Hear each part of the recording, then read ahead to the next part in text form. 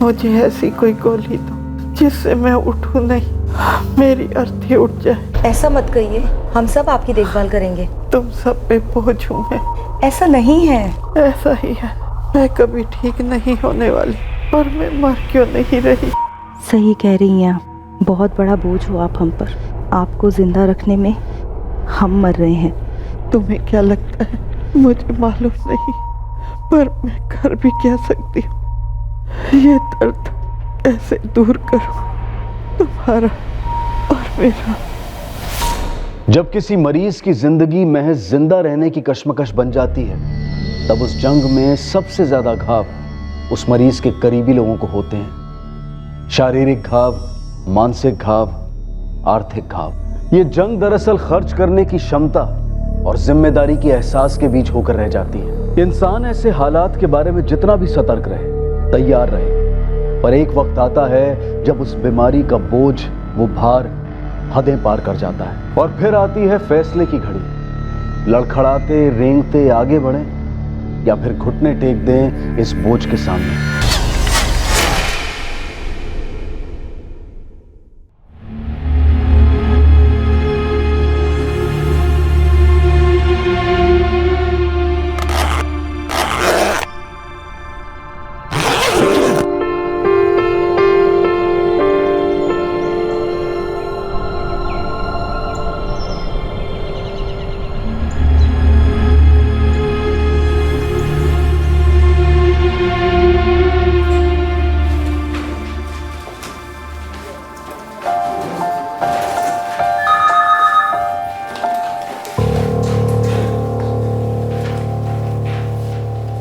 शर्मा जी, मुझे कल परसों नहीं, आज के आज ही डिटेल्स चाहिए।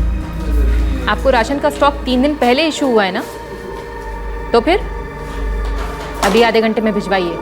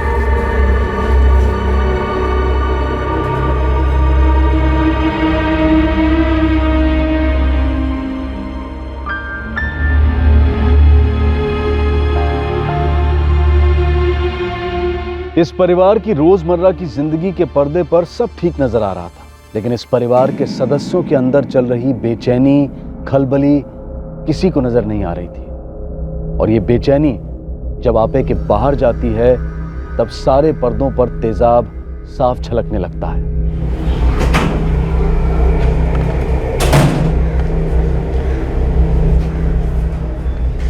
कांबले परिवार के घर का दरवाजा खुला तो था, पर फिर पूरे दिन भर किसी की नजर में नहीं आया। हमेशा की तरह उस दिन भी दोपहर को संजय कांबले ने अपने बेटे विक्की कांबले को स्कूल से पिकअप किया। पर शाम ने एक मनहूस भयंकर नजारा पेश किया। एक साधारण परिवार पर एक असाधारण आंधी टूट पड़ी। बाबा, आई घर आ गई है? हाँ शायद।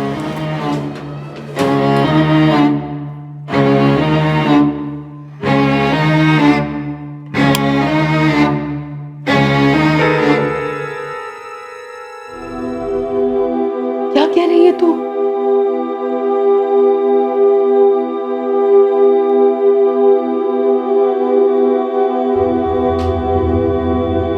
क्या हुआ कविता? क्या हुआ? कुछ नहीं आई। झूठ मत बोल, तुझे मेरी कसम।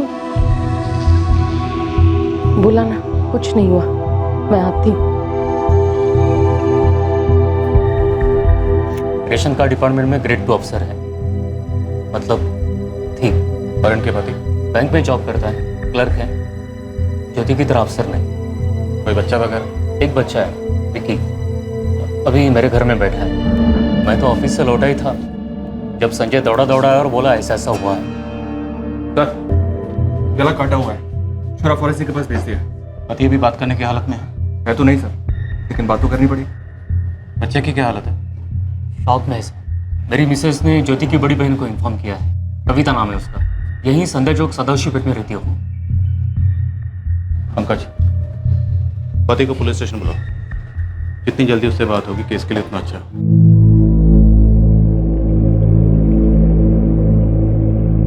क्या हुआ, कैसे हुआ, कुछ बताया उन लोगों ने?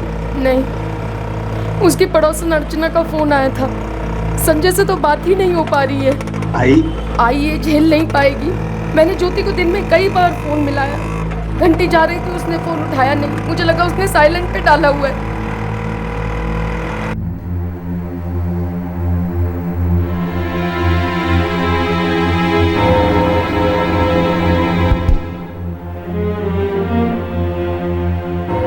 विक्की को लेकर घर पहुंचा, देखा तो दरवाजा खुला था। अजीब लगा। अजीब क्यों? 6 साढ़े 6 के पहले ज्योति घर नहीं पहुंच पाती थी। हर रोज उसे ऑफिस में ओवर टाइम लग ही जाता था। फिर क्या सर, घर के अंदर पहुंचा, देखा तो ज्योति। संजय जी, हमें आपकी पत्नी ज्योति के हाथ में एक छुरा मिला। अब या तो ये हो सकता है कि कोई बाहर से आया और उसने छुरे से उनका गला काट दिया, या फिर शायद उन्होंने उस छुरे से खुद का गला काटकर सुसाइड किया।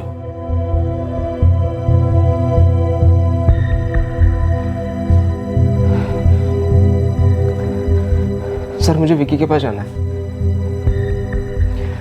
नन्ही सी जान, अकेला होगा सर।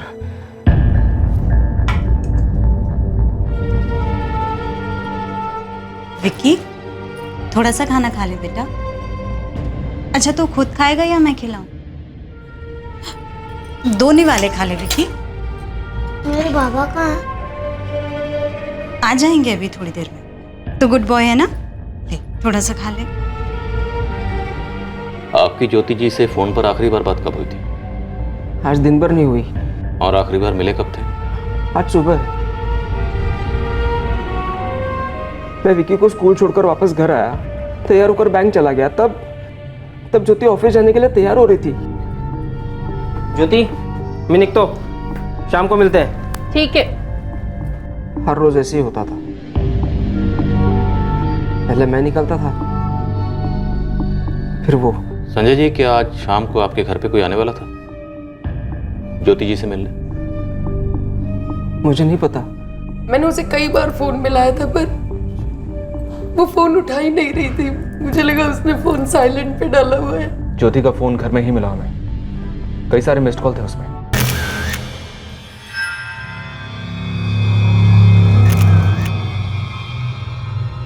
छुरा उसी के हाथ में था, दाहिने हाथ में। क्या ज्योति किसी बात को लेकर परेशान थी या डिप्रेस थी? इतनी डिप्रेस के वो खुद की जान ले सके?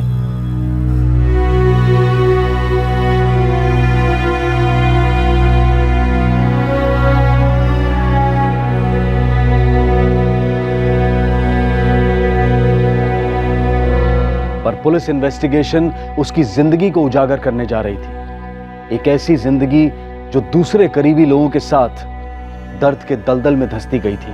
अतीत और वर्तमान के वो सारे दुख भरे मोड़ सामने आने वाले थे जो कहीं ना कहीं इस हादसे के लिए जिम्मेदार थे।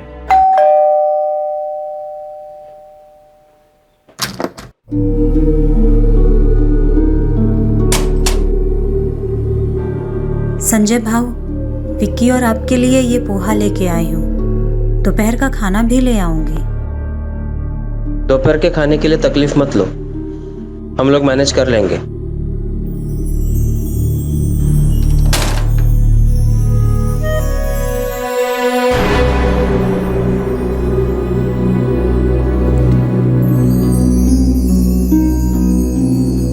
विकी, विकी बेटा उठ जाओ। स्कूल जाओगे ना आज? बाबा, आई को क्या हुआ?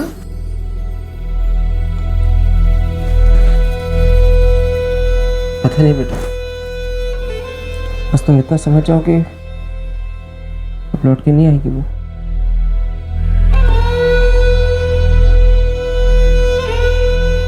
आई से कब तक छुपाओगे? कभी ना कभी तो बताना ही पड़ेगा। उन्हें भनक लग गई है, कल से 3 बार पूछ चुकी है। मैं और ज्योति दोनों एक ही नाव पे सवार थे ना, फिर उसने ऐसा क्यों किया?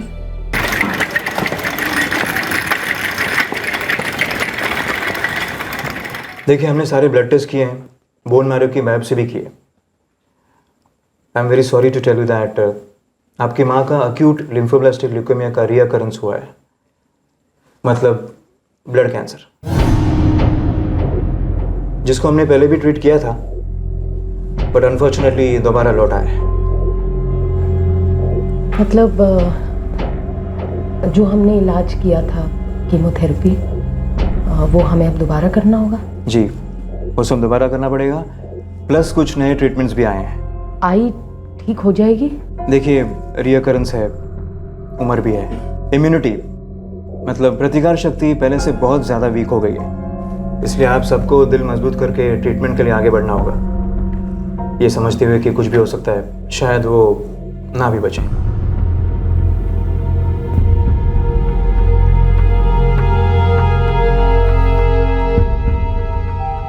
किरण, मुकेश, तुम दोनों अकेले नहीं हो, मैं और ज्योति है ना तुम्हारे साथ, हम तुम्हारी पूरी मदद करेंगे। बिल्कुल। आई का कैंसर वापस आ गया है ना, तो हम लोग हाथ पे हाथ धर के नहीं बैठेंगे, उस कैंसर का इलाज कराएंगे वापस से। ज्योति ताई, तुमने सुना ना डॉक्टर ने क्या कहा? डॉक्टर का तो काम है कहना, लेकिन हमें ये सोचकर चलना है कि आई बिल्कुल ठीक हो जाएगी, उन्हें कुछ नहीं होगा। मुकेश, परसों से कीमोथेरेपी है, तुम शुरू करो उसको, उसके बाद मैं और ज्योति बारी बारी आते रहेंगे। और पैसे की चिंता बिल्कुल मत करना। कैसे ना करे ताई, वो कीमोथेरेपी, हर हफ्ते नए नए टेस्ट, इतने सारे इंजेक्शन, अभी तक पिछली बार का कर्जा भी नहीं उतरा है। किरण, आई के प्यार के कर्ज के सामने कर्ज कुछ भी नहीं है। अब मुश्किल वक्त सर पे आ गया है ना, तो हम सब मिलके लड़ेंगे।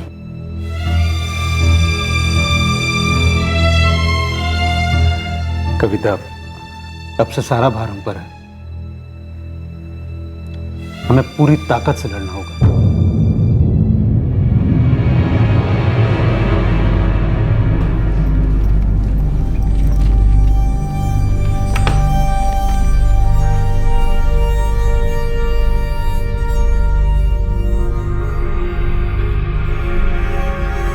सर, पोस्टमार्टम रिपोर्ट तो अभी तक नहीं आई है, पर फॉरेंसिक ने एक रिपोर्ट भेजी है जिससे पता चलता है कि छुरे के ऊपर जो फिंगरप्रिंट्स हैं वो ज्योति के फिंगरप्रिंट से मैच करते हैं। छुरा उसके हाथ में था तो उसके फिंगरप्रिंट्स तो मैच होने ही थे। Right sir. मुझे लगता है कि पहले किसी ने छुरे से ज्योति का गला काटा, फिर वही छुरा उसके हाथ में थमा दिया। सर, आप सुसाइड एंगल को रूल आउट कर रहे हैं? नहीं, रूल आउट नहीं कर रहा। जब तक हम ज्योति के बारे में सब कुछ नहीं जान लेते, इस केस में कुछ भी रूल आउट करना मुश्किल है। सर, अच्छी गवर्नमेंट जॉब थी, ग्रेड 2 ऑफिसर, राशन डिपार्टमेंट में, लेकिन पति कम कमाता था, लोअर पोजीशन पे था, बैंक में क्लर्क था।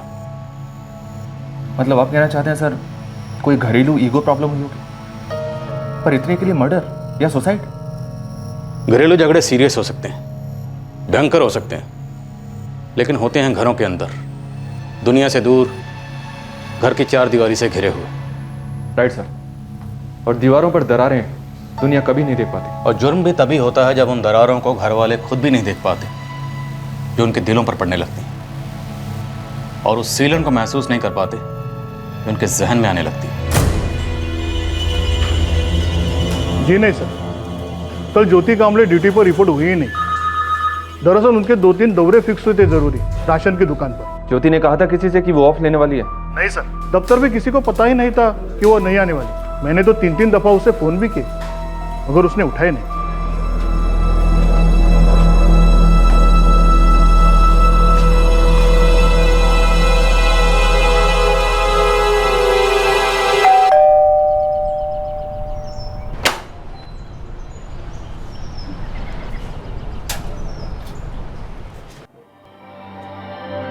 बच्चे का जरा भी सोचा नहीं उसने। उसने मुझसे कभी कुछ नहीं कहा है। अरे किसी से कुछ तो बोला होगा रे। लोग आत्महत्या किसी कारण से करते हैं ना। उसकी बहन से बात की तूने?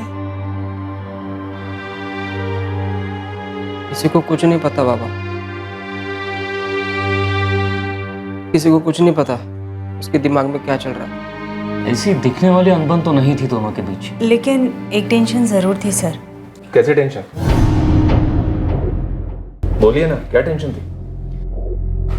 मानता हूँ साहब, जमाना बदल गया है, औरतें भी काम पर जाती है वगैरह, लेकिन जब आदमी घर का सारा काम करे जो ज्यादातर औरतें करती है तब अजीब सा तो लग ही जाता है। जैसे कि?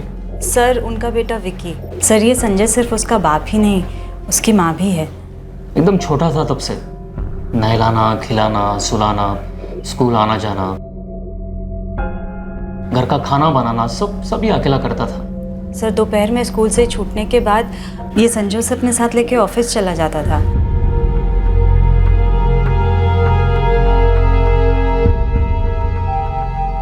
फिर दोनों शाम को साथ में ही लौटते थे।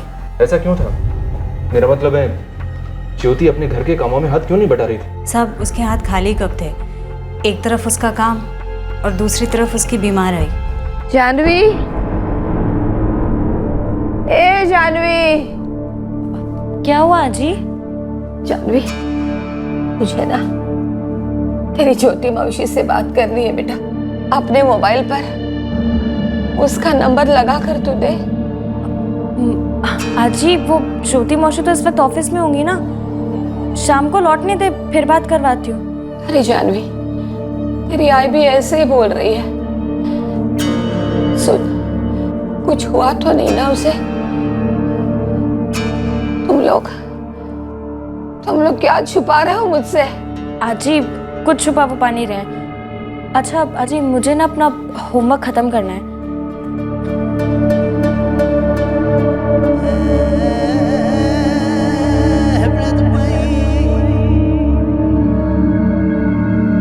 साहब एक बात और है, पता नहीं आपको मालूम है कि नहीं। बताइए, क्या बात है? साहब अगर ये सुसाइड है तो ये उस परिवार का पहला सुसाइड तो नहीं है। मतलब किसी और ने भी पहले सुसाइड किया है? सर ये टोटल 4 भाई बहन थे। बड़ी कविता, फिर ये ज्योति, उसके बाद भाई मुकेश और सबसे छोटी बहन किरण। भाई मुकेश ने पंखे से लटक कर अपनी जान दे दी थी। सिर्फ 28 साल का था।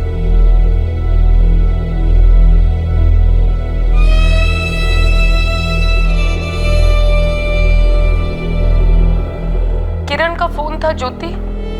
उसने बताया मुकेश ने कोई चिट्ठी छोड़ी है हमारे लिए। ताई उसने कभी आपसे कुछ बात की थी क्या? एक शब्द भी नहीं, सब अंदर ही अंदर रखता गया और अब खुद चला गया। ज्योति ताई, किरण, आप सभी मुझे माफ़ कर दो। आई के इलाज के लिए लिया गया लोन मैं वापस नहीं कर पा रहा हूँ। लेनदारों का सामना नहीं कर पा रहा हूँ। मैंने अपनी पढ़ाई छोड़ी, नौकरी शुरू की, सारे हाथ पैर मारे, फिर भी ये जिम्मेदारी मैं नहीं उठा पाया। शायद मैं कमज़ोर हूँ और ये कदम उठा रहा हूँ, अपनी जान ले रहा हूँ। किसी को भी मेरी मौत का जिम्मेदार नहीं ठहराया जाए। फिर से एक बार सबको सॉरी। मुकेश।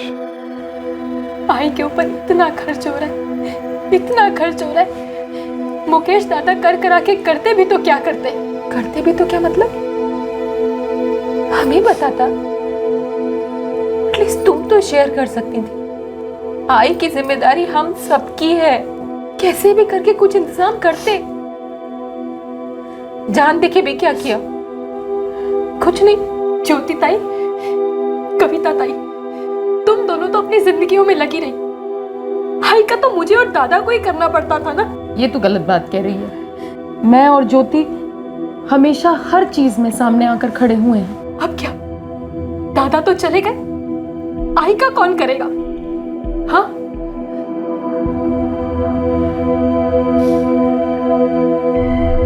अच्छा, ये ज्योति की आई अब किसके साथ रहती है? ज्योति की बड़ी बहन कविता के साथ। और ये छोटी किरण, वो कहाँ है?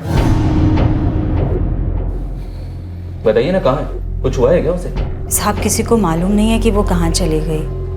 क्या मतलब? वो एकदम से गायब हो गई थी। हमने सुना किसी के साथ भाग भाग गई 1 साल पहले। उसके बाद उनकी आई ज्योति के साथ रहने, और उसके बाद वो कविता के साथ रहने चली गई। तभी हमने ये मुकेश और किरण के बारे में सब सुना। और ये संजय तो मतलब सर, ये तो बेस्ट पापा का खिताब ले सकता है। और पड़ोसियों के मुताबिक बेस्ट मम्मी का भी। राइट सर, सब लोग काफी तारीफ करते हैं इसकी। जिस दिन घर में हादसा हुआ उस दिन घर में खाना बना ही नहीं। देखने से तो ऐसे ही लग रहा था सर।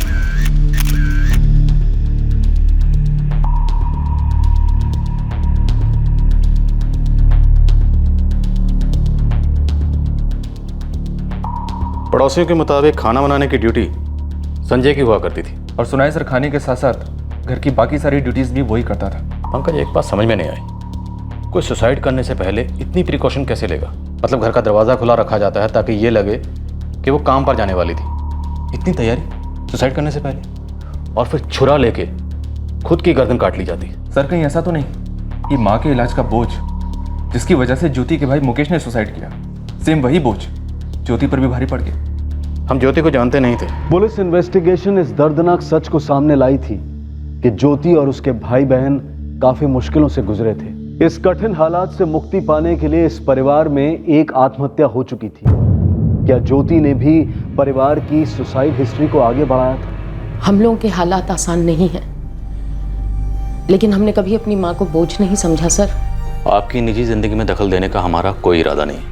फिर आप ये बोझ वाली बात क्यों कर रहे हैं? क्योंकि हमारे सामने एक मौत का केस है, एक ऐसी मौत जो कुदरती नहीं है। और फिर आपकी फैमिली हिस्ट्री, आपके भाई ने सुसाइड किया, और सुसाइड करने से पहले उसने खत में साफ साफ लिखा कि आपकी माँ का इलाज उसके लिए बोझ बन गया था। लेकिन मेरे और ज्योति के लिए तो ऐसा नहीं था। क्या ज्योति ने आपसे कभी भी कुछ नहीं कहा? कभी भी नहीं। शायद वो अंदर ही अंदर इतना घुट रही थी जिसकी वजह से उसने ये कदम उठाया। वो ऐसा कदम क्यों उठाएगी सर? ज्योति का एक अच्छा जॉब था, वो अपना सैलरी का एक हिस्सा आई के इलाज के लिए दे रही थी, मैं भी पैसा डाल रही थी, और आई का इलाज ठीक ठाक चल रहा है।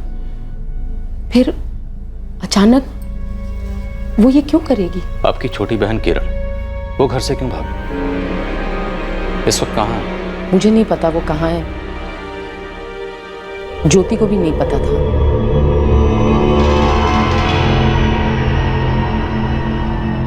आई कह रही है कि किरण पिछले 3 दिन से घर नहीं लौटी है। ताई 2 दिन से मैं भी उसको फोन कर रही हूँ, मेरा फोन भी नहीं उठा रही है। मैंने सारे पड़ोसियों से पूछा, उसकी पुरानी सहेलियों को भी फोन किया है, किसी को नहीं पता है कहाँ चली गई है वो। समझ नहीं आ रहा है किरण को हो क्या गया है। आई को इस हालत में अकेले छोड़ के चली गई, और कहाँ गई है पता नहीं। अब क्या करें?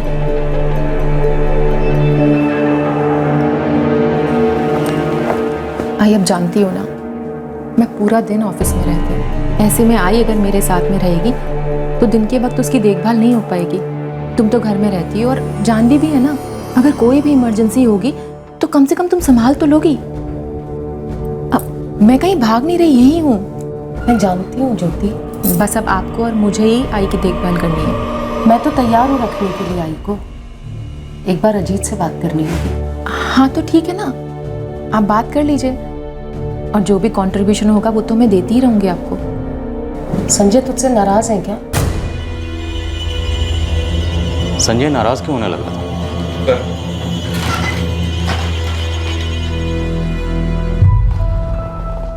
कविता जी, कुछ इमरजेंसी है, मैं अभी आ रहा हूं।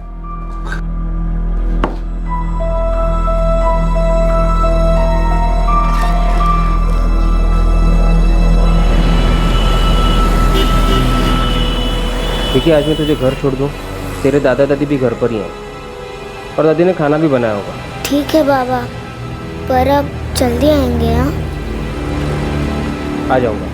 लेकिन एक पल के लिए उस रिपोर्ट को साइड पर रखते हैं। इनके हस्बैंड और बेटा खुद ही मैनेज कर रहे थे, इसलिए अगर आप मर्डर सजेस्ट कर रहे हैं तो सीरियसली इस वक्त हमारे पास कोई सस्पेक्ट नहीं। सुसाइड करने के लिए लोग अक्सर नए नए तरीके ढूंढ ही लेते हैं, लेकिन ट्रस्ट मी, एक छुरा हाथ में लेकर अपना गला इतना डीप काटने के लिए काफी हिम्मत और ताकत चाहिए। डॉक्टर, आप मर्डर किस बेसिस पे कह रहे हैं? लाश मिलने के कम से कम 8 घंटे पहले इनकी मौत हुई थी। जी, तकरीबन सुबह 9-10 बजे। उसके तकरीबन आधे घंटे बाद, मतलब 9:30 बजे ज्योति काम पर निकलती थी।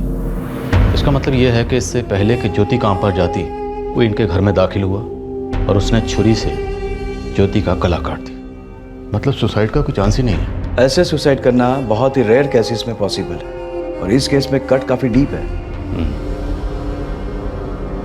मर्डर। क्या इस परिवार का बोझ वो नहीं था जो जाहिर तौर पर नजर आ रहा था?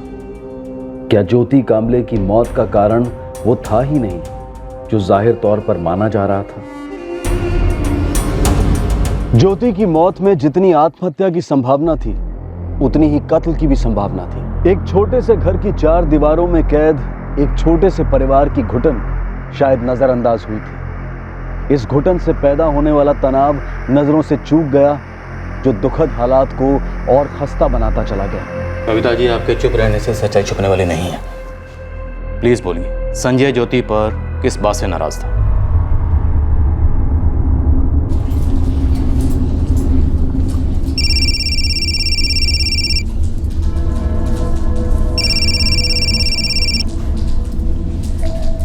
Hello, Sanjay Kamble, Dishanagar police station से पीआई रंजीत देशमुख बोल रहा हूँ। हाँ बोलिए। आपकी पत्नी का पोस्टमार्टम हो गया है, बॉडी हैंड ओवर करनी है। ठीक है, लेकिन उससे पहले कुछ सवाल हैं जो हम आपसे पूछना चाहते हैं। जैसे कि 14 अक्टूबर की सुबह, जिस दिन आपकी पत्नी ज्योति ने छुरे से गला काटकर खुदकुशी की, उस दिन आपने किचन में खाना नहीं बनाया। वो इसलिए सर क्योंकि मेरा बेटा विकी कई दिनों से चाइनीज़ खाने की जिद कर रहा था, इसलिए उस दिन बाहर चाइनीज़ खाने का प्लान था।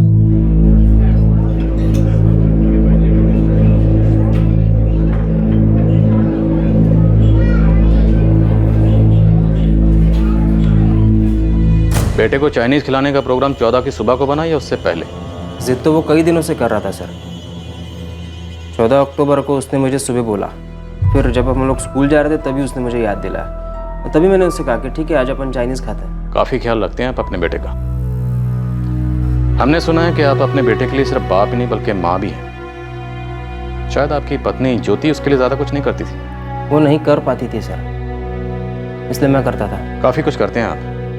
अपने बेटे को सुबह उठाना, नहलाना, तैयार करना, फिर उसका नाश्ता तैयार करना, फिर उसे स्कूल छोड़कर आना, दोपहर का खाना बनाना और लंच आवर्स में अपने बच्चे को स्कूल से ऑफिस लेकर आना। मेरे पास और कोई चारा ही नहीं था। ज्योति को ऑफिस में वर्कलोड बहुत ज़्यादा था, वो ये सब नहीं कर पाती। ये आपके मैनेजर ने बताया हमें। उन्होंने भी आपको काफ़ी कोऑपरेट किया। स्कूल से आने के बाद आपका बच्चा आपके साथ ऑफिस में ही रहता था। ऑफिस आवर्स ख़त्म होने के बाद आप दोनों बाप बेटा घर पर आते और घर पे आने के बाद रात का खाना भी आप ही बनाते थे। आपके पेरेंट्स नासिक में रहते हैं ना? हाँ। वो आपके घर ज़्यादा नहीं आते हैं ना? नहीं। अपने पोते विक्की से मिलने भी नहीं? मैं उसे वहाँ लेके जाता हूँ। लेकिन वो यहाँ क्यों नहीं आते थे? क्योंकि उन्हें यहाँ पर अच्छा नहीं लगता। अच्छा नहीं लगता या आपकी पत्नी ज्योति उन्हें अच्छी नहीं लगती थी? अब बस करो, अपना जुर्म कबूल कर लो। 14 अक्टूबर की सुबह तुम ऑफिस थोड़ा लेट पहुंचे थे।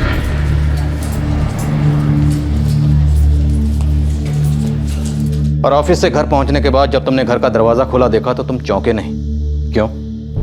क्योंकि वो दरवाजा अपनी पत्नी ज्योति का कत्ल करने के बाद तुमने खुद खुला छोड़ा और वो छुरा तुमने ज्योति के हाथ में इसलिए दिया ताकि वो एक सुसाइड लगे, कत्ल नहीं। अब असल में क्या हुआ ये तुम हमें बताओगे। तुमने हमें कहा कि तुम्हारी पत्नी ज्योति उस दिन सुबह ऑफिस जाने के लिए तैयार हो रही थी। उसके बाद क्या हुआ? तुम दोनों के बीच में किसी बात को लेकर कहासुनी हुई? उसने तुमसे कोई ऐसी बात कही जिससे सुनकर तुम्हें गुस्सा आया? इतना गुस्सा आया कि तुमने छुरा उठाया और उसका गला काट दिया? हो सकता है तुमने जो किया होशो हवास में नहीं किया, पागलपन में किया, लेकिन किया तो है ना संजय? संजय, अगर सच बोलोगे तो तुम्हारे मन से झूठ का बोझ उतरेगा और हो सकता है हम भी तुम्हारे साथ कुछ नरमी से पेश हैं, क्योंकि हम जानते हैं कि तुम एक पेशेवर मुजरिम नहीं हो, पेशेवर कातिल नहीं हो, एक अच्छे इंसान हो, एक अच्छे बाप हो। उस वक्त तुम्हारे और ज्योति के बीच में क्या हुआ था? क्या बात हुई थी? क्या उस बात का ताल्लुक किरण से था? किरण, तुम्हारी पत्नी ज्योति की छोटी बहन जो सारे पैसे लेकर फरार हो गई थी।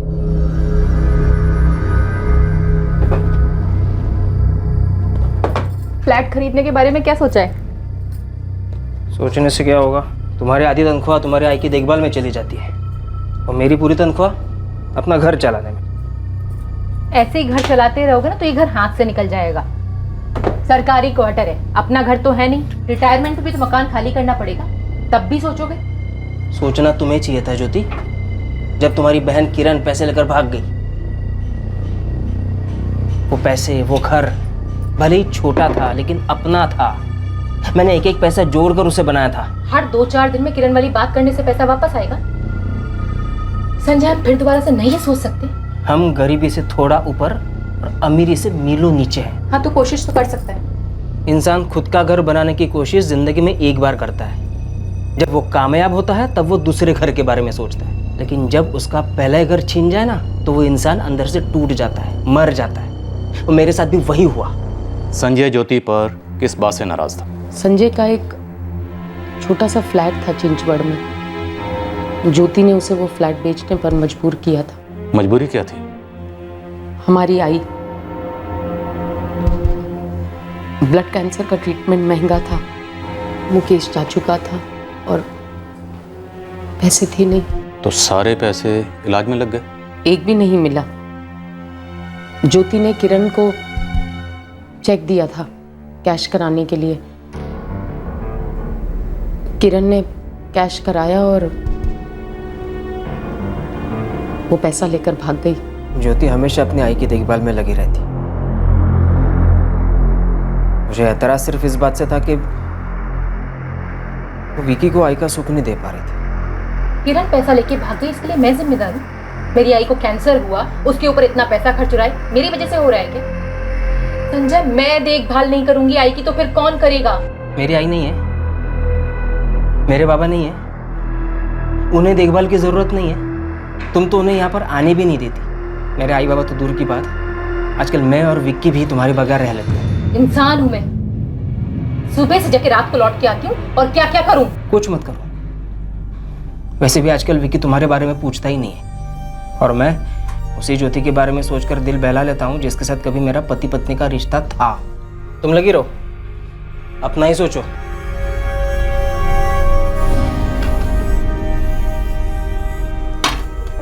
अपना ही सोचो मतलब? मैं सुबह से लेके रात तक ऑफिस में रहती हूँ अपने लिए, और आई बाबा की बात बीच में कैसे आ गई? तुम्हारी आई और मेरी आई की हालत में फर्क नहीं लगता तुम्हें? तुम्हारी आई बाबा के पास में मकान है, भाई तुम्हारा पैसे भेजता है उन्हें। मेरी आई के पास में क्या है? कुछ नहीं। हालत देखिए उनकी। मैं देखभाल नहीं करूंगी तो कैसे जिएंगी वो? मैंने देखभाल करने से मना कभी नहीं किया। मैं सिर्फ ये कह रहा हूँ कि सारा का सारा बोझ मुझ पर ही क्यों लादा जा रहा है? मेरी आई को बोझ कहा तुमने? मैंने तुम्हारी आई की बीमारी को बोझ कहा। मेरी आई की बीमारी बोझ नहीं है, बोझ है तुम्हारी हैसियत। क्या? हम किसके क्वार्टर में रहते हैं? मेरे। हम दोनों में से कौन ज्यादा पैसे कमा रहा है? मैं कमाती हूँ। तुम्हारी पिद्दी सी नौकरी बोझ है मुझ पे। मैंने कभी जताया तुम्हें? तुम मुझे बोझ कहने की हिम्मत तक नहीं कर सकती, क्योंकि तुम्हारी सबसे बड़ी जिम्मेदारी, एक माँ होने की जिम्मेदारी, एक गृहिणी होने की जिम्मेदारी मैं उठा रहा हूँ। अब तक मेरी आई बोझ थी, अब मैं बोझ बन गई। बड़े मर्द बनते हो ना तुम तो। इतने ही मर्द हो ना तो पैसा कमाओ, अच्छी नौकरी करो, मुझे पालो, मेरी आई को पालो, मेरे बच्चे को पालो। शादी करने आए थे ना, 2 कौड़ी नहीं थी जेब में, पिद्दी सी क्लर्क की नौकरी करते थे। मेरे क्वार्टर में रहते हो, मेरी कमाई पे जी रहे हो और मुझे सिखाते हो। एक किरण वाली बात को लेके छाती पीटते रहना जिंदगी भर। पर सच्चाई ये है संजय कि मेरी आई की बीमारी बोझ नहीं है, बोझ तुम हो। तुम्हारी पिद्दी सी नौकरी बोझ है, जरा सी कमाई बोझ है, ये शादी बोझ बन चुकी है मेरे लिए। क्या बोलूं मैं लोगों को? तुम्हें पति कहूं अपना? मैं सब्जी काट रहा था, वो बोल रही थी, बोले जा रही थी। मुझे कुछ समझ ही नहीं आया, मैंने कब छुरा उठा और बस हो गया। कत्ल हो गया। संजय, मर्डर हुआ जो तुमने किया, और बाद में तुमने उस मर्डर को सुसाइड की शक्ल देने की कोशिश की।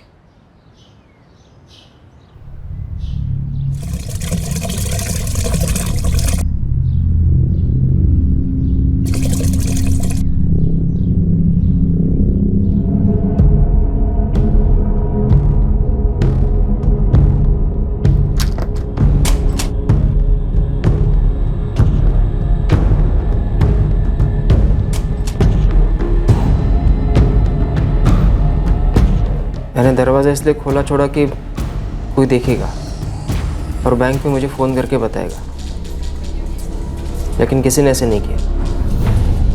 किसी ने तुम्हें फ़ोन नहीं किया, लेकिन तुमने अपनी पत्नी ज्योति के फ़ोन पर फ़ोन ज़रूर किया, वो भी 2 बार, ये जानते हुए भी कि वो गुजर चुकी है, मर चुकी है, फ़ोन नहीं उठा सकती, लेकिन फिर भी किया, ये दिखाने के लिए कि तुमने उस तक पहुंचने की कोशिश की थी। अगर तुमने जो भी किया वो सब गुस्से में किया था, तो छुरा चलाने के बाद अगर तुमने पुलिस को फ़ोन किया होता, खुद आकर अपना जुर्म कबूल किया होता, तो शायद तुम्हें देखने का नज़रिया हमारा कुछ और होता। मानता हूं तुम पर हालात का बोझ भारी था, तुम पर, तुम्हारी पत्नी ज्योति पर, तुम सब पर। अब तुम सालों साल जेल की सलाखों के पीछे रहोगे, अपने बेटे विक्की से दूर। अब उसकी जिम्मेदारी तुम्हारे ऊपर नहीं होगी, लेकिन एक बोझ जिंदगी भर तुम्हारे मन पर रहेगा कि तुमने अपने इकलौते बेटे विक्की से ना सिर्फ उसकी मां को छीन लिया, बल्कि मां जैसे बाप को।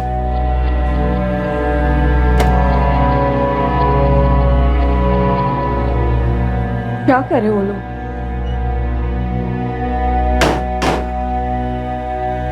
आपकी संजय से बात हुई? क्या वो लोग संजय को छोड़ देंगे? नहीं।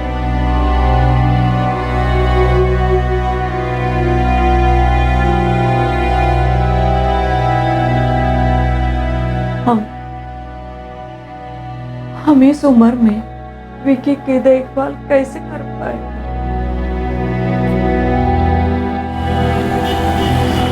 मेरे बाबा मुझे लेने क्यों नहीं आए? अब से मैं ही तुझे लेने आऊंगी और मैं ही छोड़ने आऊंगी। अब से तू मेरे साथ रहेगा, अजीत मौसा के साथ, जानवी ताई के साथ। बाबा के साथ क्यों नहीं? मेरे बाबा कहाँ है मौसी?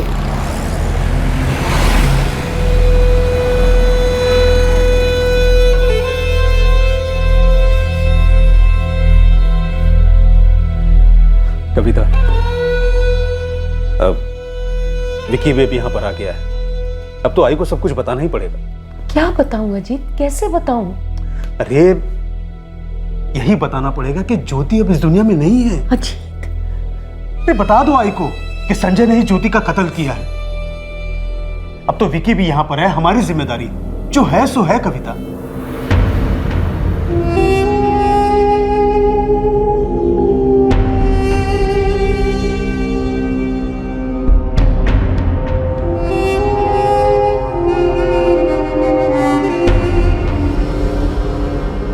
जिंदगी में कई मकाम ऐसे आते हैं जब मुश्किलें असहनीय हो जाती हैं, लेकिन फिर भी उनका सामना करना पड़ता है। मुश्किलों को मात देना इंसानी साहस का दूसरा नाम है, लेकिन हालात के बोझ तले दबकर नाराज होना, मायूस होना, कुंठित होना, ये मानवीय स्वभाव का दस्तूर है। कई बार हम में बोझ सहने की शक्ति भी खत्म हो जाती है, लेकिन इन विकट परिस्थितियों में अपनी चेतना, अपने ज़मीर दोनों को संभालना बेहद जरूरी होता है।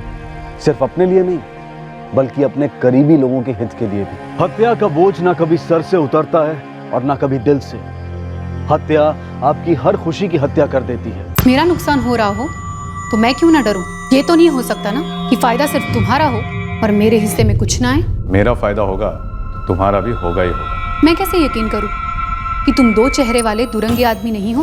कैसे मान लूं कि तुम मेरा हिस्सा नहीं हड़प लोगे? ये भी तो हो सकता है कि यही डर मुझे भी है कि तुम अपना दूसरा चेहरा दिखाओगी, जो मेरा है उसे अपना कहने लगोगी। तुम हो 2 मुंह वाले दुरंगे। तुम मुझे इसमें घसीटोगे, मेरा इस्तेमाल करोगे और फिर मुझे रास्ते से हटा दोगे। जिस बात का तुझे डर है उसी बात का मुझे भी डर है।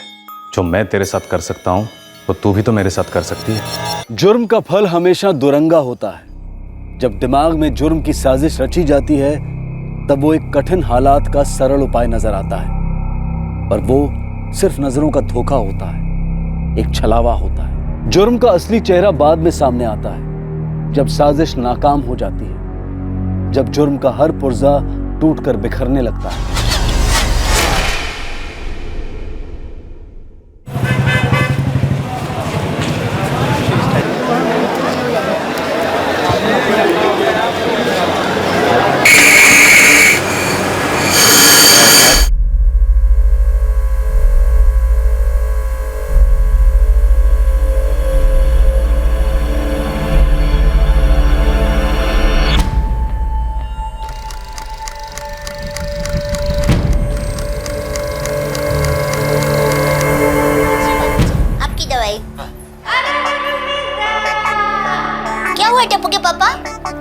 किसी को नहीं सुला पाए। अरे मैं क्या, हम तीनों ने फुरकान, फुरकान बेटा फोन देखो, मैं फरहीन को खाना खिला रही हूँ। आया अम्मी। हारून, टीवी की आवाज कम करो बेटा, भाई बात हेलो फुरकान बेटे, मेरी तबीयत बहुत खराब हो रही है, मेरे सीने में तेज दर्द हो रहा है, मैं डॉक्टर जाकिर के पास जा रहा हूँ। लेकिन आप अभी कहाँ पर है? मैं अभी फैक्ट्री में हूँ, तू डॉक्टर जाकिर के पास आ जा। ठीक है अबू, मैं पहुँचता हूँ वहाँ पर। फुरकान क्या हुआ? मैं अब्बू को अचानक सीने में दर्द हो रहा है, डॉक्टर जाकिर क्या जा रहा है, मैं भी वहीं जाता हूँ, मैं वहाँ से फ़ोन करता हूँ आपको।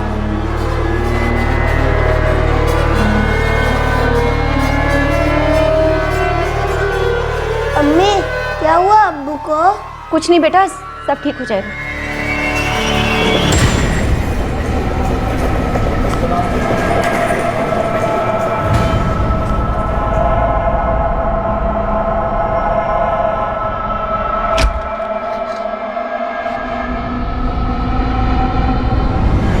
हेलो अम्मी, अम्मी अब्बू को हॉस्पिटल लाए, डॉक्टर कह रहे हैं कि अब्बू को अटैक आया है, ऑपरेशन होने वाला है उनका। गिल्लू के पापा भी ऑफिस जाते हैं, उन्हें भी लेट हो रहा है। मिर्ची कहाँ रखी है तूने? सबसे जल्दी कौन उठे? मयूरी। और सबसे बाद में काम हारून। मयूरी का। बेटा मैं हॉस्पिटल जा रही हूँ, अब्बू की तबीयत ठीक नहीं है, फुरकान भी वहीं पर है। हाँ हम दोनों। तुम यहीं पे रहना, अपनी फरहीन आपा का ध्यान रखना, उन्हें जो चाहिए ला कर देना, उनका ख्याल रखना, कहीं जाना नहीं। फरहीन मैं हॉस्पिटल जा रही हूँ, अभी आती हूँ। मिर्ची डाल यहाँ पर, इसमें भी मिर्ची डाल, इसमें और मिर्ची डाल। मैडम ऑपरेशन थिएटर कहाँ पर है? Thank you.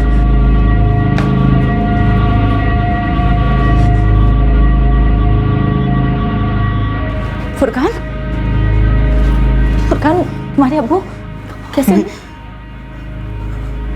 अब्बू नहीं रहे अम्मी, अब्बू नहीं रहे।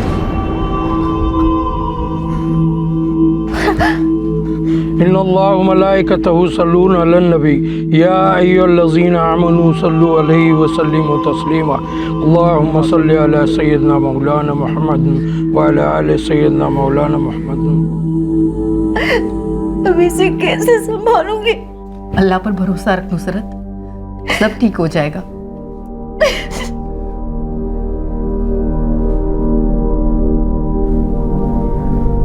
तुम्हारे अब्बा की बहुत इज्जत थी पूरी फैक्ट्री में, अपना ख्याल रखना। खुदा हाफिज।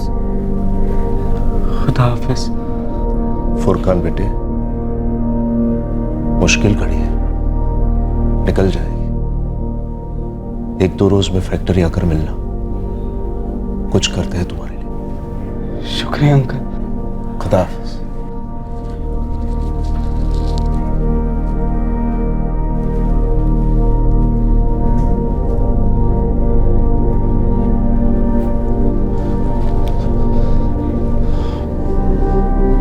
ये अकरम भाई क्या कह रहे थे बेटा? कह रहे थे कि एक दो रोज में फैक्ट्री आ जाना, कुछ करेंगे मेरे लिए।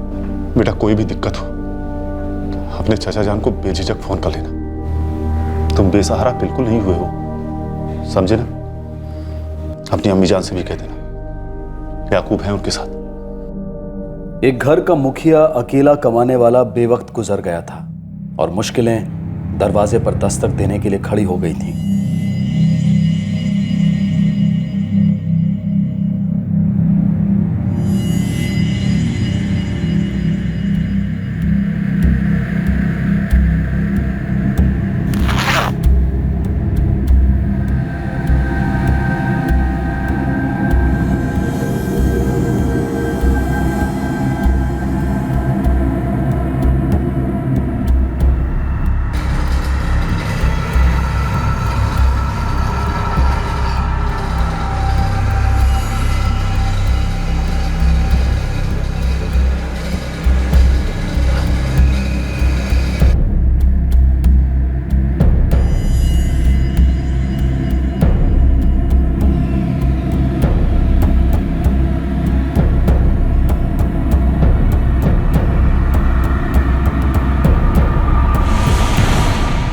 राशिद मिर्जा को गुजरे 1 साल ही हुआ था जब मिर्जा परिवार पर एक और दर्द भरा कहर टूट पड़ा। इस बार का हादसा एक जुर्म की पैदाइश थी। इस बार इंसान की दुरंगी फितरत का नजारा देखने को मिला।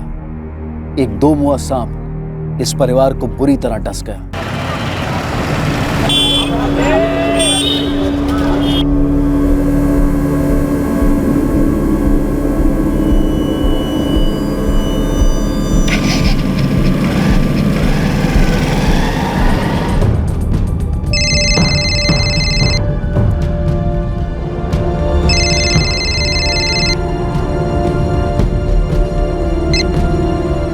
हेलो,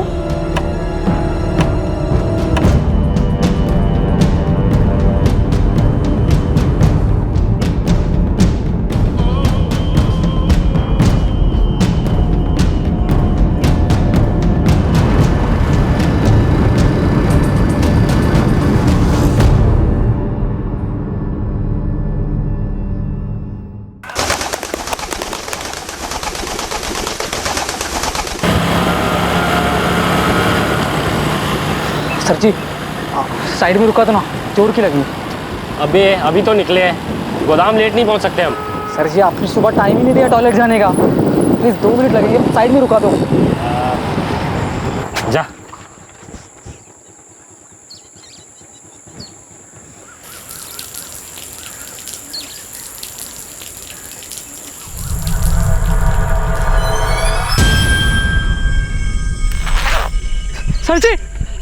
सर जी हो गया ना सुसु, अब क्या ड्रामा है तेरा?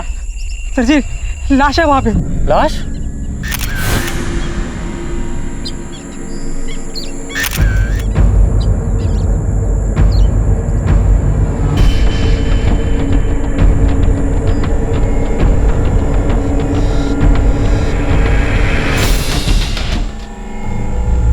मोबाइल की कॉल लिस्ट चेक करो, हो सकता है घर वालों का नंबर हो।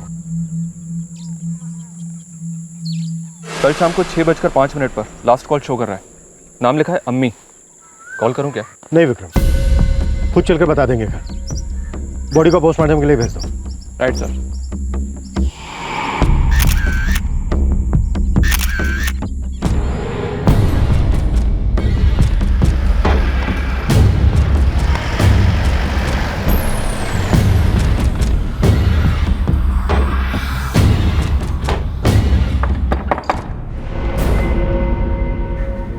जी, आपका नाम? नुसरत मिर्जा। फुरकान मिर्जा क्या लगता है आपका? बेटा है हमारा। बात क्या है साहब, कुछ बताएंगे आप?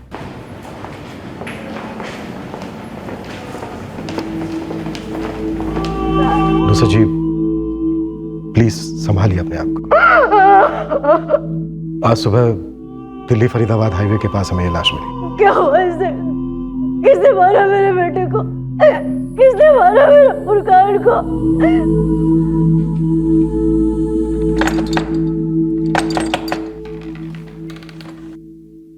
फातिमा खाला, अम्मी को पुलिस क्यों ले गई?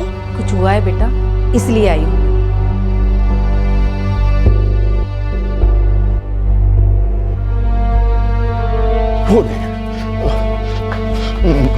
क्या हुआ नुसरत? फुरकान कहाँ है? लाश को पोस्टमार्टम के लिए भेज दिया गया है। लाश? पोस्टमार्टम? क्या हुआ है फुरकान को?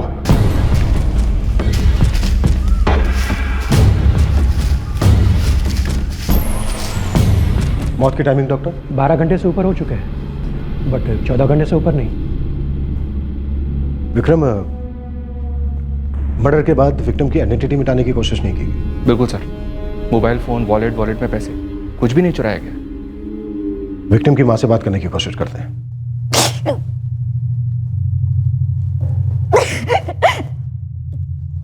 आई एम सॉरी नुसरत जी, मैं समझ सकता हूं इस वक्त आप पर क्या बीत रही होगी।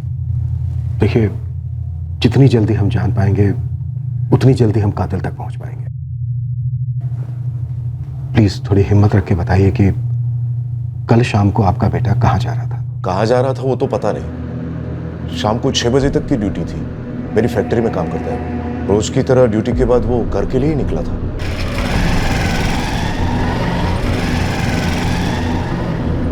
वो रोज इसी टाइम पे निकलता था, शाम को 6 बजे? जी, 11:30 को कॉलेज से फैक्ट्री को पहुंचता, ठीक 6 बजे फैक्ट्री से घर के लिए रवाना होता। अच्छा, ये फुरकान पढ़ाई और जॉब दोनों साथ में कर रहा था क्या? भतीजा मेरा शेर बच्चा था साहब, मेहनती नंबर 1। 1 साल पहले मेरे राशिद भाई का इंतकाल हो गया था। राशिद भाई अकरम भाई के यहाँ ही ड्यूटी करते थे, वो भी ऐसे ही मेहनती। हमें लगा था कि फुरकान उनकी जगह लेगा, बहुत आगे बढ़ेगा साहब। कल शाम को वो कहाँ जा रहा था? आपको तो कुछ ना कुछ पता ही होगा इस बारे में। नहीं साहब, मुझे तो कुछ नहीं बोला था, पर घर के लिए ही निकला होगा। उसकी लाश हमें दिल्ली फरीदाबाद हाईवे के पास मिली है। नुसरत जी, कल शाम 6:05 पर फुरकान ने आपको कॉल किया था। कुछ बताया था वो कहाँ जा रहा है, किससे मिलने जा रहा है? फुरकान ने फोन किया था मुझे। हाँ फुरकान, बोलो बेटा। पर बेटा जा कहाँ रहे हो? बस एक काम है अम्मी। देखिए आप फिक्र ना करिए, हो सकता है रात को लेट हो जाए तो फरीन और हारून को खाना खिला दीजिएगा और सब सो जाइएगा, ठीक है? ठीक है बेटा, अपना ख्याल रखना। अल्लाह हाफिज। अल्लाह हाफिज अम्मी। कहाँ जा रहा है, क्यों जा रहा है, किससे मिलने वाला है, कुछ नहीं बताया साहब। आपको कुछ अजीब नहीं लगा कि वो आपको क्यों नहीं बता रहा है? फुरकान ज्यादा बोलता नहीं था साहब, और मुझे उस पर पूरा भरोसा था। वो भी अपने अब्बू की तरह सीधा साधा खुदा का बंदा था। उसकी किसी से क्या दुश्मनी हो सकती है साहब? कौन दुश्मनी हो सकती है? फैक्ट्री में किसी के साथ झगड़ा हुआ था उसका? ना, फुरकान का किसी से बैर नहीं था, अपने काम से काम रखता, किसी से ज्यादा बोलना नहीं, कुछ नहीं। कॉलेज का कोई झगड़ा? वो तो मैं कैसे कह सकता हूँ, मगर इंस्पेक्टर साहब, फुरकान लड़ाई करने वाला लड़का नहीं था, काफी जिम्मेदार था वो।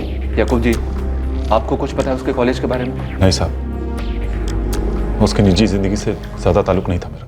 फुरकान की कॉलेज में कोई गर्लफ्रेंड या फिर किसी दोस्त के साथ कोई अनबन थी? देखिए नुसरत जी, आपके बेटे फुरकान का बहुत ही बेरहमी से कत्ल हुआ है। हमारे लिए जानना बहुत जरूरी है कि कल शाम वो कहाँ जा रहा था, किससे मिलने जा रहा था और क्यों।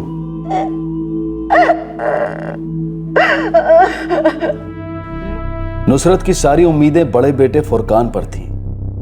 अब मानसिक रूप से दुर्बल बहन फरहीन, छोटा भाई हारून और खुद नुसरत गुजारा कैसे कर पाते।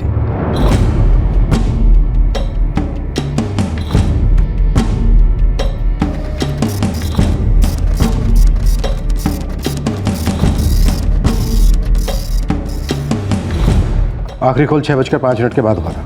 Yes sir. फुरकान के फोन के कॉल लॉग से किसी ने लास्ट कॉल इरेज कर दिए थे, ताकि ऐसा लगे कि फुरकान ने लास्ट कॉल अपनी अम्मी नुसरत को किया था। 6:05। 44468979। इस नंबर से फुरकान को 2 कॉल्स आए। एक आया 6:55 पर और दूसरा आया 7:25 पर। हेलो। हाँ मियाँ, कहाँ पहुँचे? बस 20 मिनट लगेगा, मैं पहुँच ही रहा हूँ। पता करो ये 44468979 किसका नंबर है।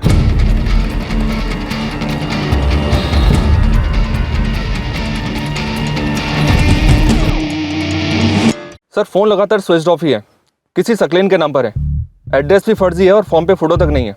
विक्रम, काफी प्लानिंग से एक 19 साल के लड़के का कत्ल हुआ है। किसी को तो फायदा होने वाला था इसके मरने से, किसी को तो मालूम था कि ये कब कहां जाने वाला है, किससे मिलने वाला है और वापस कभी नहीं आने वाला। सकलेन अली, मैंने फुरकान के मुंह से पहले कभी ये नाम तक नहीं सुना। बाकी के उसके सारे दोस्तों को जानती हूँ। ये सकलेन अली अगर फुरकान का करीबी दोस्त होगा तब भी मैं नहीं जानूंगा, क्योंकि उसकी निजी जिंदगी में मैं दखल नहीं देता। फुरकान की मौत से सबसे ज्यादा फायदा किसको हो सकता है? फायदा? हाँ फायदा। फुरकान मारा गया है, इसका मतलब वो किसी ना किसी के रास्ते में तो जरूर आ रहा था, या तो किसी के फायदे के रास्ते में या नफरत के रास्ते में। वो बेचारा मुश्किल से अपनी अम्मी, बहन और छोटे भाई को रोटी खिला पाता था। उसकी मौत से भला किसको क्या फायदा होगा? और उसके अब्बू भी कुछ खास छोड़कर नहीं गए थे। इस मिर्जा फैमिली को आप कब से जानते हैं अकरम जी? 3 पीढ़ियों का रिश्ता है हमारा इंस्पेक्टर साहब। मेरे दादाजी के वर्कशॉप में राशिद मियाँ के दादा वर्कर थे, तब से ये सिलसिला चलता आ रहा है। राशिद मियाँ मेरे अब्बू के मैनेजर थे, मेरे अब्बू के बाद मैंने संभाला। अब राशिद मियाँ नहीं रहे तो फुरकान ने उनकी जगह ले ली। कॉलेज तो तुम नहीं छोड़ोगे फुरकान। लेकिन अंकल, घर में सबसे बड़ा मैं ही हूँ। अगर मैं नहीं कमाऊंगा तो फिर घर कैसे चलेगा? मॉर्निंग कॉलेज है ना तुम्हारा? मॉर्निंग में 7 to 11 रहता है। फाइनल ईयर में हूँ। बस तो फिर 11:30 से यहाँ ड्यूटी ज्वाइन करो। 11:30 से 6 बजे के बाद घर जाओ, पढ़ाई करो, और एग्जाम के 2 महीने पहले मैं तुम्हें पेड लीव दूंगा, ठीक है? Thank you uncle. कल आपका ये एहसान मैं कभी नहीं भूलूंगा। ये बात अब भी के अभी भूल जाओ। इस फैक्ट्री में कोई किसी पर एहसान नहीं करता, और तुम तुम्हारे अब्बू की जगह ले रहे हो, वो भी हक से। और तुम्हारे अब्बू न सिर्फ मेरे मैनेजर थे, मेरे बड़े भाई जैसे थे। मेहनत करो, इंशाअल्लाह तुम अपने लिए एक बेहतर जिंदगी बना पाओगे, और अपनी अम्मी, बहन और भाई के लिए। राशिद भाई को बड़ी उम्मीद थी फुरकान से, पढ़ाई में बहुत होशियार था वो। उसके कॉलेज से पता चला मुझे, फर्स्ट क्लास स्टूडेंट था। राशिद मियाँ उसी पर उम्मीद लगाए हुए थे। 10 साल पहले जब वो हादसा हुआ, राशिद भाई के तो हाथ पैर ठंडे हो गए थे। कौन सा हादसा हुआ था 10 साल पहले? आपको नहीं मालूम? वो फुरकान की अम्मी का अचानक इंतकाल हो गया था। फुरकान की अम्मी का इंतकाल? तो फिर ये नुसरत सौतेली माँ है। और फुरकान 9 साल का था और फरहीन बेचारी 5 की। राशिद भाई से अकेले दोनों को संभाला नहीं जाता था। वो तो हम लोगों ने बहुत जोर दिया, तब जाकर माने दूसरी शादी करने के लिए। ये नुसरत दूसरी पत्नी, और ये हारून उसी से है? जी।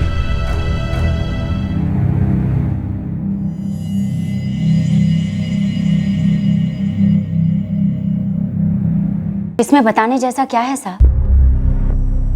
माँ कहने से नहीं होती, करने से होती। मानती हूँ जब नई नई शादी हुई थी थोड़ी दिक्कतें जरूर आई थी, लेकिन उसके बाद फरहीन और फुरकान दोनों को मैंने अपने हारून जितना ही प्यार किया। ये जो घर है आपका, ये राशिद का है? साहब वो घर मेरा है, राशिद का है, फरहीन, फुरकान, हारून हम सबका है। हाँ, अगर आप उस मकान की बात कर रहे हैं तो वो जरूर राशिद के नाम पर है। घर और मकान के बीच का फर्क तो आप भी समझते होंगे। साहब 11 साल पहले इस नुसरत की पहली शादी हुई थी। टूटी क्यों थी? पहले हड्डी टूटी, फिर शादी सर। तो शराबी को छोड़कर 2 बच्चों के बाप राशिद के साथ शादी कर ली, जिसकी एक मानसिक रूप से कमजोर बेटी थी। कुछ लोगों की जिंदगी में मजबूरी आती है साहब, लेकिन कुछ लोगों की जिंदगी मजबूरी बन जाती, जैसे मेरी बन गई। तो आपको पहले से मालूम था कि फरहीन की खास जिम्मेदारी आप पर आने वाली है? जी मालूम था। वैसे आसान तो नहीं रहा होगा, अचानक से 2 बच्चे। आसान तो राशिद के लिए भी नहीं था। मैं पूरे 1 साल एक शैतान के साथ दोजक में रहकर आई थी। मर्दों पर से भरोसा उठ गया था। राशिद ने मुझे फिर से जीना सिखाया, और मैंने उनके दोनों बच्चों फरहीन और फुरकान को अपनाया। साहब मेरे लिए फरहीन, फुरकान और हारून में कोई फर्क नहीं। फुरकान मेरा अपना बच्चा था, कोई सौतेला नहीं। अगर आपको लगता है कि उस मकान को हड़पने की लालच में मैंने अपने बेटे को मरवाया है तो आप बहुत गलत सोच रहे हैं।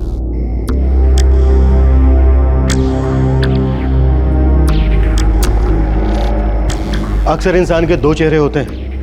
एक मुखौटा होता है दुनिया को दिखाने के, एक असली चेहरा होता है जो कुछ छिपाना चाहता है। विक्रम, पता करो कि ये नुसरत मिर्जा हमें मुखौटा दिखा रही है या फिर असली चेहरा। ये असली चेहरा ही हमें असली मकसद तक ले जाएगा। फुरकान को मारकर क्या फायदा? क्या घर अब हारून को मिलेगा? और अगर घर फरहीन के नाम पर है तो क्या फरहीन की जान को भी खतरा है?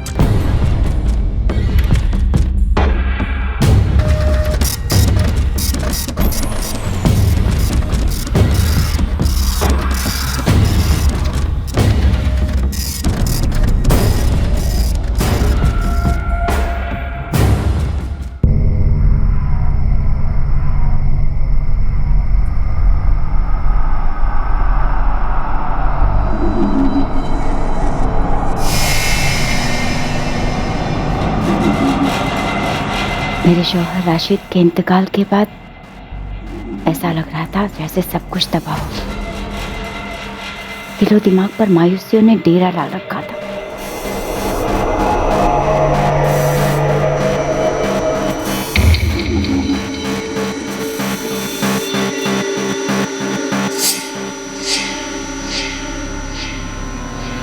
एक से एक अजीब ख्यालात कसकर गला घोट देते थे कि फुरकान अगर अपने रास्ते चला जाए तो फिर मेरा और हारून का क्या होगा। इतने सालों बाद अचानक से अगर वो पलटकर बोल दे कि तुम दोनों मेरी जिम्मेदारी नहीं हो तो फिर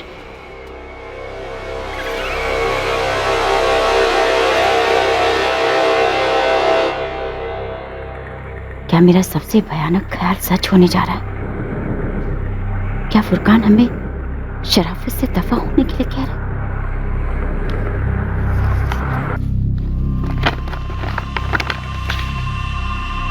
क्या है ये पैसे? मुआवजा, खैरात? क्या इसे लेकर चुपचाप यहाँ से निकल जाने का वक्त आ गया? अम्मी, ये मेरी पहली तनख्वाह है। कॉलेज के बाद मैं अकरम अंकल के यहाँ फुल टाइम हो जाऊंगा। ये तुम मुझे क्यों दे रहे हो? मुझे बस थोड़े से घर खर्च के लिए दे दो, बाकी। पहली तनख्वाह हमेशा अम्मी अब्बू के हाथ में देते हैं। अब अब्बू तो नहीं है, लेकिन अम्मी मेरा वादा है, फरहीन को, हारून को, आपको जिंदगी में कभी मोहताज नहीं होना पड़ेगा। हर महीने तनख्वाह आपके हाथ में होगी।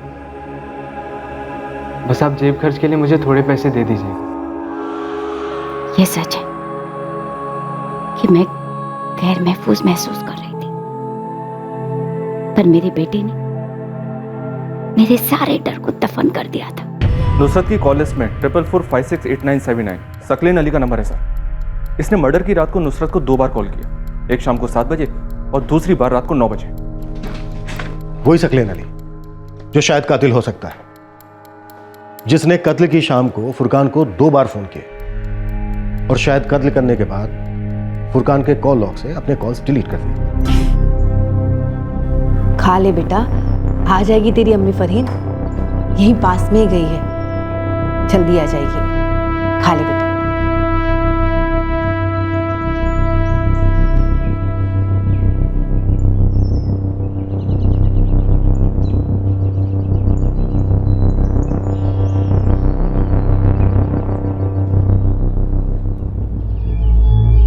नुसरत जी,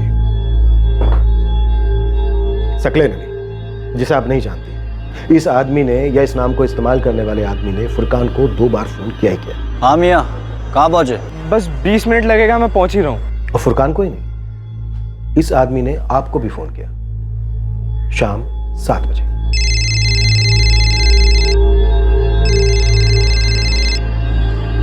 हेलो। क्या कहा इसने आपसे कि सब कुछ प्लान के मुताबिक जा रहा है? फुरकान ड्राइव करते हुए कभी भी मौत के मुंह में आने वाला है? ये क्या बकवास कर रहे हैं आप? ये सब झूठ है। सच तो सुन लीजिए पहले नुसरत जी। इस आदमी ने आपको दोबारा फोन किया रात 9 बजे। हेलो। तो दूसरे कॉल में उसने क्या कहा कि काम हो गया है, बधाई हो? झूठ है सब, मनगढ़ंत कहानियां मत बनाइए आप लोग। ये आपके फोन रिकॉर्ड्स जिसमें साफ साफ नोट हुआ है कि 4 मार्च की शाम को 7 बजे और उसके बाद रात को 9 बजे 44468979 नंबर से आपके नंबर पर कॉल आया और ये नंबर किसी सकलेन अली के नाम पर है। बोलिए और जल्दी बोलिए, कौन है ये आदमी जिसने आपको 2 बार फोन किया? मेरी किसी से कोई बात नहीं हुई साहब। झूठ बोल रही हैं आप। और ये फोन रिकॉर्ड्स में, ये रिकॉर्ड्स आप जैसे झूठों के ठोंग को फाड़ कर रख देते हैं। बोलिए, क्यों मरवाया फुरकान को आपने? उसके नाम पर घर हो जाता है इसलिए, या फिर इसलिए कि राशिद की नौकरी के चलते वो आपको, हारून को इस घर से, अपनी जिंदगी से निकाल देगा? इसी डर से आपने सकलेन अली को फुरकान की सुपारी दी। मैं किसी सकलेन अली को नहीं जानती साहब। अब जब याद कर रही हूँ तो याद आ रहा है कि उस रात 2 फोन आए जरूर थे, पर मेरी किसी से कोई बात नहीं हुई थी। हेलो। हेलो। हेलो। सामने से कोई बात नहीं कर रहा था इसलिए याद नहीं आ रहा था साहब। और एक बात, जब राशिद गुजरे थे तो मुझे डर था कि फुरकान मुझे और हारून को अलग कर देगा, बेसहारा छोड़ देगा, पर मेरा यकीन मानिए, फुरकान का प्यार मेरे डर से कहीं ज्यादा सच्चा साबित हुआ। ऐसा है, हमारा जो ये पेशा है ना, हर रोज हमें दुरंगे लोगों से मिलवाता है जिनके 2 चेहरे होते हैं। एक चेहरा बड़ा शरीफ, मासूम, और दूसरा चेहरा जालिम, भयानक। वैसे हमारे भी 2 चेहरे हैं और दोनों चेहरों का एक ही काम के लिए इस्तेमाल होता है, और वो काम है सच की खोज। एक चेहरा सच पूछता है और हमारा दूसरा चेहरा जो है ना नुसरत जी, वो सच उगलवाता है। तो बोलिए, कौन सा चेहरा देखना चाहेंगे? आपको जिस भी चेहरे से पूछना है पूछिए सर, जवाब सिर्फ एक मिलेगा। मैंने फुरकान को नहीं मरवाया, वो मेरा बेटा था। खून का रिश्ता ना सही, लेकिन ममता का रिश्ता था मेरा उसके साथ। इस रिश्ते की तौहीन मत करिए सर, इतना बड़ा इल्जाम मत लगाइए, ऐसे जलील मत करिए माँ बेटे के रिश्ते को। हाथ जोड़ती हूँ आपके। The number you have called is currently switched off. तुम्हारी अम्मी फोन नहीं उठा रही है बेटा। अम्मी कब आएगी? शायद कहीं अटक गई होगी। आज रात मैं यहीं रुक जाती हूँ तुम दोनों के साथ। काफी देर हो गई है ना, सुबह तक तो तुम्हारी अम्मी जरूर लौट आएंगी।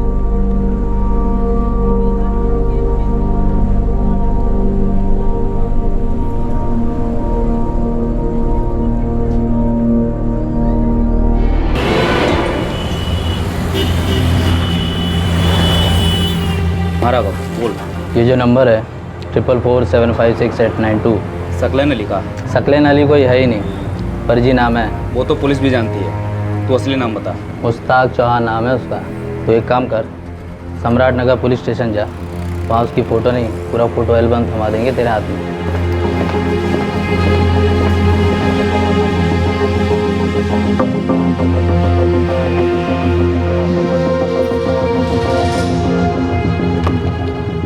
एक बार ये मुश्ताक चौहान ट्रेस हो जाए, उसके बाद मुसद मिर्जा के दोनों चेहरे हमारे सामने होंगे।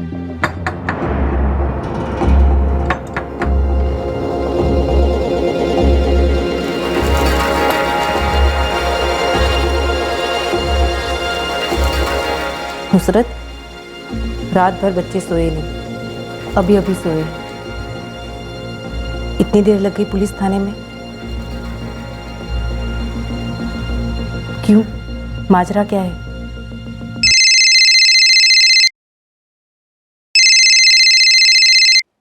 जी अकरम जी। सब खैरियत नुसरत?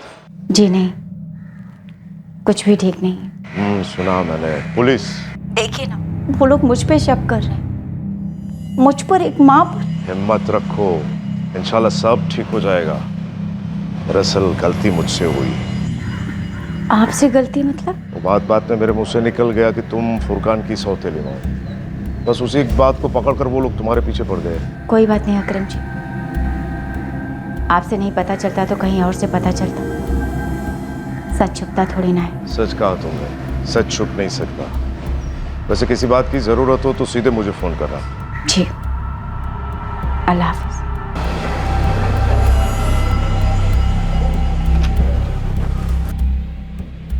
अस्सलाम वालेकुम मकरम भाई। वालेकुम अस्सलाम। याकूब यहाँ अचानक ऐसे?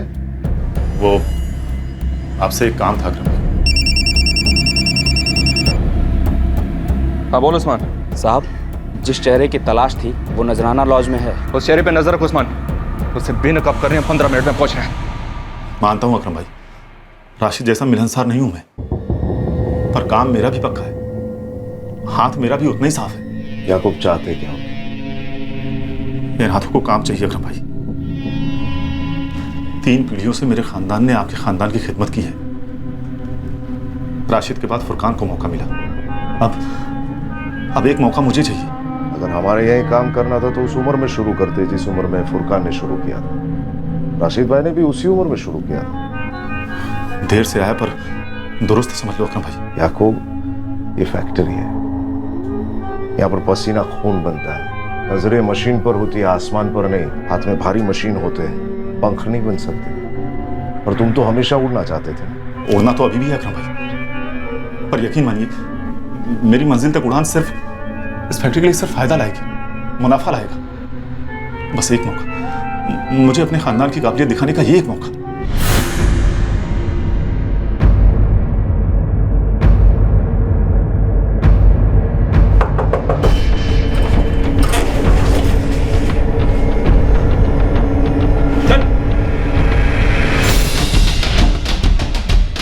याकूब, मुझे सोचने का वक्त चाहिए, बताता हूं तुम्हें।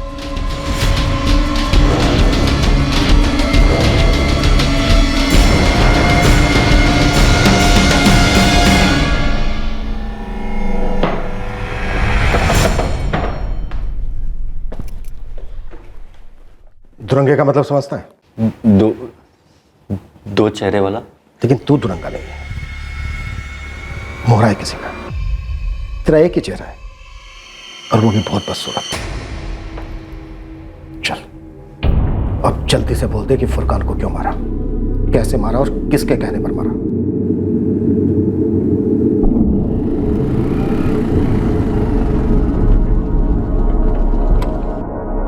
फुरकान मिर्जा। सकलन अली है ना मक्खन? 3 साल पहले अब्बू ने ली थी, 1 साल से मैं मेंटेन कर रहा हूँ, एकदम नई जैसी गाड़ी है। अरे ये कहाँ लेकर जा रहे हैं? भाई ये नई बाइकें कच्चे रास्तों पर दम तोड़ देती हैं। देखो तेरे अब्बू की बाइक में ताकत कितनी है।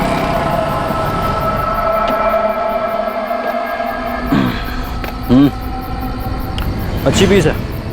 दाम तुम बोलो। 25 18। कोई चांस ही नहीं है बॉस, 22 तो मेरे मोहल्ले में ऑफर हुआ है। यार जब 18 तुम्हारे दिमाग में था तो पहले ही फ़ोन पे बोल देते ना, मना कर देता। इतनी दूर बुलाया, टेस्टिंग वेस्टिंग कराई। लाश पर छुरे से इतने वार करने का क्या मतलब था मुश्ताक? वो पक्का करने के लिए कि लड़का मर जाए। फुरकान का नंबर किसने दिया तुझे? तुझे कैसे पता चला कि फुरकान अपनी बाइक बेचना चाहता है? मेरा मतलब फुरकान की तुझे सुपारी किसने दी?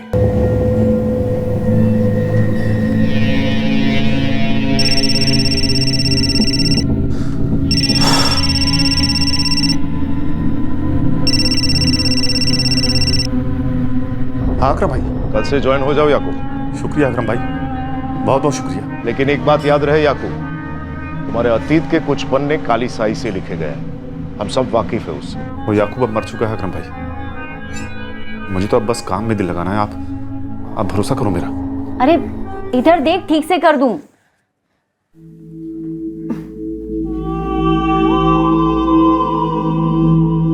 फरहीन, क्या हुआ जान? क्या हुआ? मेरा बच्चा क्यों रो रहा है?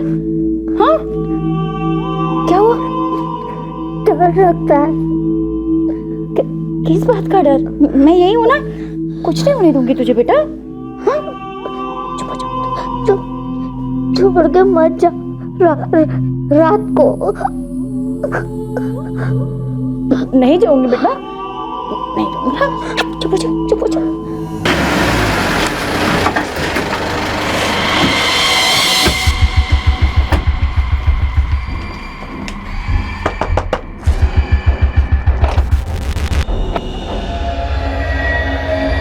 आप लोग यहाँ? हाँ साहब, वो क्या है ना याकूब, जहाँ खूनी वहाँ हम।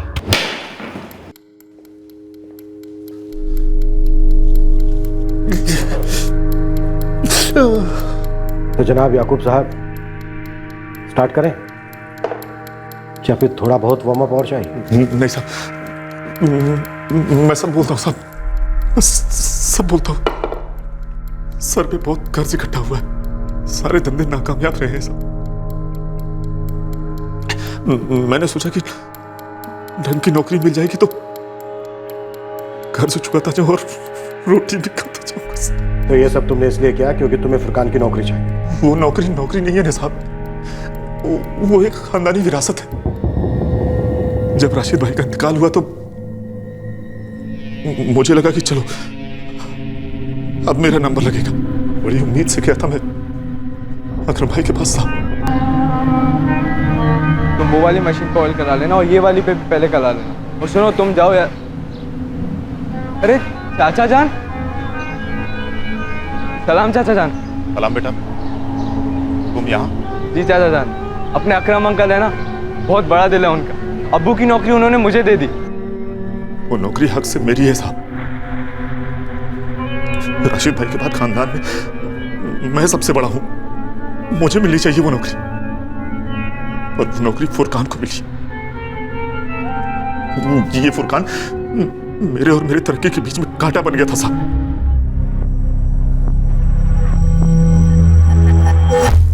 2 हफ्ते पहले बोल रहा था कि बाइक बेचनी हो सकती, अभी तक बिकी नहीं है उसकी बाइक। उसे उसी बहाने मिलने के लिए बुला ले। रोकड़ा कितना मिलेगा? 5000 तक दे सकता हूँ। 10,000 से 1 पैसा कम नहीं। तुमको जमता है तो बोलो, वरना चीयर्स, बाय बाय। अरे चाचा जान, सब खैरियत तो है? बेटा समझ में नहीं आ रहा कि कैसे। क्या हुआ चाचा जान? कुछ पैसों की जरूरत है क्या? कितना मजा हुआ है, बिल्कुल राशिद भाई जैसे। बताइए चाचा जान, कितने चाहिए? बेटा 10। मैं जल्दी लौटा दूंगा, खुदा कसम। अरे चाचा जान, ये कसम वसम खाने की कोई ज़रूरत नहीं। मुझे कल तक का टाइम दीजिए, मैं बैंक से निकाल कर अपने घर पे देता जाऊंगा। खुदा तुझे लंबी उम्र दे। एक 19 साल के जवान लड़के की सुपारी उसी से उधार पैसे लेकर दी। वो तेरे बेटे जैसा था याकूब। नुसरत तो उसे सगा मानती थी साहब, वो भी तो उसे मरवाना चाहती थी। ये कैसे मान लो कि तुम घर पर दावा नहीं करोगे? करूँ तो भी अदालत सबसे पहला हक बीवी को देती है। बेटा और बेटी के बाद फुरकान नहीं रहेगा तो ये घर फरहीन को मिलेगा, और फरहीन तो तुम्हारी मुट्ठी में है ना। तुम जैसे कमीने इंसान पर भरोसा भी तो नहीं कर सकते। कमीनापन सिर्फ मेरी रगू में नहीं तोड़ रहा है, तुम भी तो यहाँ आई सौदा करने, अपने बेटे के कत्ल का सौदा। तुमने धोखा दिया तो? हमें एक दूसरे का रिस्क लेना ही होगा। हम दोनों शिकारी एक दूसरे पर बंदूक तानेंगे तो शिकार कौन करेगा नुसरत? ये झूठ है। बेनकाब हो चुके हैं आप। मुझे फंसाया जा रहा है साहब, याकूब झूठ बोल रहा है। मुश्ताक ने सब कुछ हमारे सामने उगल दिया कि फुरकान के कत्ल के पहले और कत्ल के बाद सब कुछ उसने फोन करके आपको बताया था। साहब, अपने पास सुपारी याकूब ने ली थी, उन्होंने मना किया था साहब फोन करने को। उनका एक पार्टनर है साहब, उसको बोला था फोन करने को। अब मैंने बकायदा काम होने से पहले और उसके बाद उनके पार्टनर को फोन करके सब बता दिया। मैं किसी मुश्ताक को नहीं जानती साहब, मेरी किसी से कोई बात नहीं हुई। ये याकूब झूठ बोल रहा है, मुश्ताक भी झूठ बोल रहा है, ये लोग आपसे झूठ बोल रहे हैं।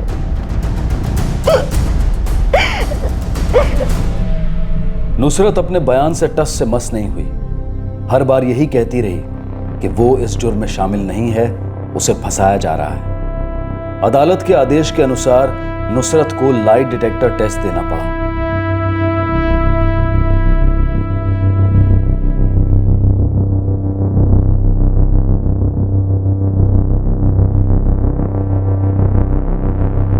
लाई डिटेक्टर टेस्ट के बाद यह पता चला कि नुसरत झूठ नहीं बोल रही थी। वाकई में याकूब उसे फंसाने की कोशिश कर रहा था। आखिरकार याकूब ने कबूल किया कि उसने नुसरत को फंसाने का प्लान पहले से बनाया था। एक तीर से दो शिकार का प्लान था, इसलिए मुश्ताक से वो 2 कॉल्स करवाए थे।